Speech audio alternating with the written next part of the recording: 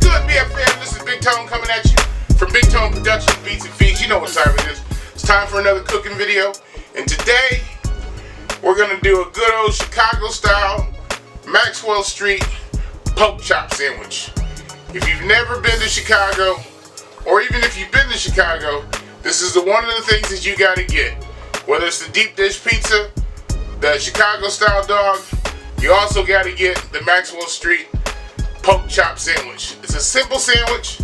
It's not a fancy sandwich, but it's awesome. So go check it out, guys. I'm going to show you how to make it right here at home. If you like the video, make sure you like, comment, subscribe, turn on your post notifications. Make sure you share the video. And let's get started with the Maxwell Street pork chop sandwich.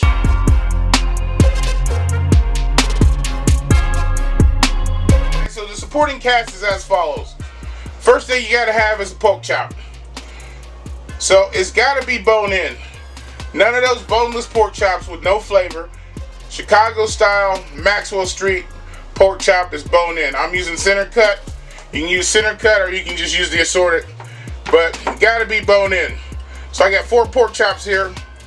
I got some onion. This is important ingredients. The seasoning for the pork chop is very simple. Traditionally, salt and pepper, garlic powder, and Lowry seasoning salt. I'm going to use a little bit of Dano's seasoning on here. I want to see what this Dano's is like.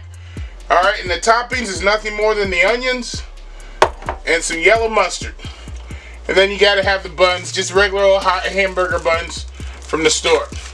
But that's all the ingredients, guys, so let's get started putting this together. Alright, so over in this pan here, I got a little bit of butter melting down for my onion. That's where the onions are going to go. So, those are going to take the longest. That's what I'm going to start with first. We're going to let this melt. I'm going to grab my onion here real quick. Alright, so we're going to add in my onion here. We're just going to put that in there. And we're going to saute these down, caramelize them really nice. It's going to take the longest, so we're going to get that started first. Alright, in the meantime, I'm going to go over here and season my pork chops up. Like I said, the seasoning is real simple. On 2 of these pork chops, I'm going to do just a traditional seasoning. The other one, I'm going to use some Dano's seasoning. I've been hearing about Dano's so much, I'm going to give it a try. So, first thing we're going to do, some salt and pepper. Pink Himalayan sea salt, you know how I get down. Some black pepper. And I love my black pepper. A little bit of garlic powder.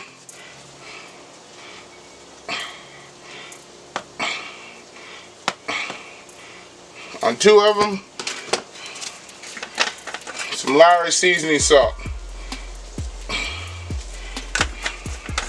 On those 2, I'm going to flip them over and do the same thing to the other side.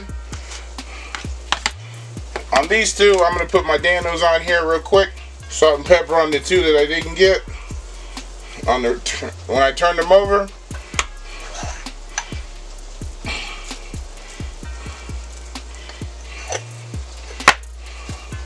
a little bit of garlic powder,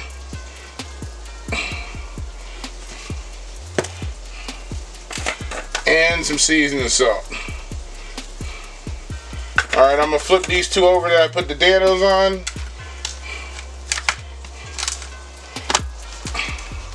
Hit it with my salt.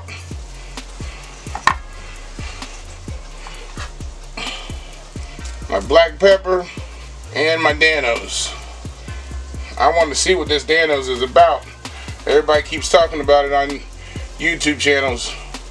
So let's see what he's got. This is spicy, so see what they're talking about. But that's all the seasoning that we're going to do. We're going to wait for the onions to get about halfway done, then we're going to start our pork chops. The onions are cooking up nicely. We want to get these sauteed down nicely. We're going to season them up a little bit with a little salt. And a little pepper.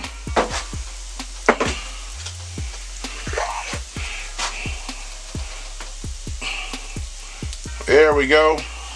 You gotta season your vegetables, guys. Oh yeah, see I'm starting to get that nice brownness to them. Oh yeah, they're coming together. Alright, let's get started on the pork chop. So we're over here. I got my cast iron skillet on. I got the bottom just coated with enough of oil. It's going to be like a little shallow fry. We're going to start with the pork chop.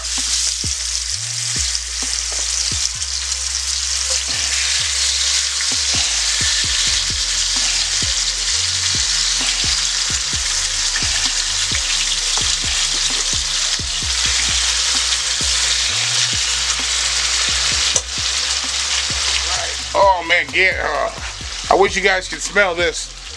Pork chop smelling good, onions are smelling good. So we're going to cook these probably about 5 to 6 minutes per side. Flip them over. They're just as good as done at that point. And now I'm going to go over and just work on my buns. This is how gangster this sandwich is. It's regular hamburger buns, not toasted, nothing. Just the mustard on them. So I'm going to put my mustard on my buns. So I'll be ready to plate this up when they get done. Alright, I just flipped them over. Oh my God, this smells wonderful. We'll let these cook for about 4 or 5 minutes on this side. And I'll plate this thing up for you. Onions are done. So, let's give it a few minutes and we'll plate it up. Guys, the pork chops are done. I'm flipping the stove off. There's nothing worse than an overcooked pork chop.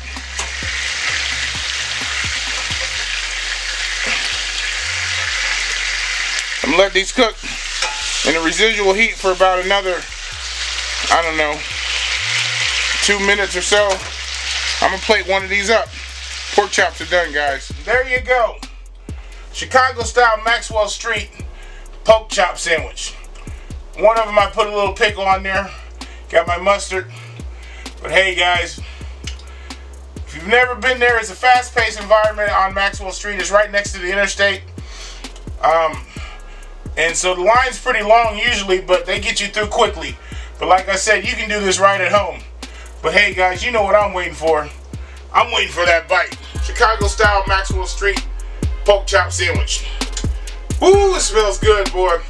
You know what I'm waiting for. I'm waiting for that bite. But hey guys, you can do this right at home. No need to go to Chicago, but if you're there, make sure you get one. Just like you get your deep dish pizza and your Chicago style dog. But you know what I'm waiting for.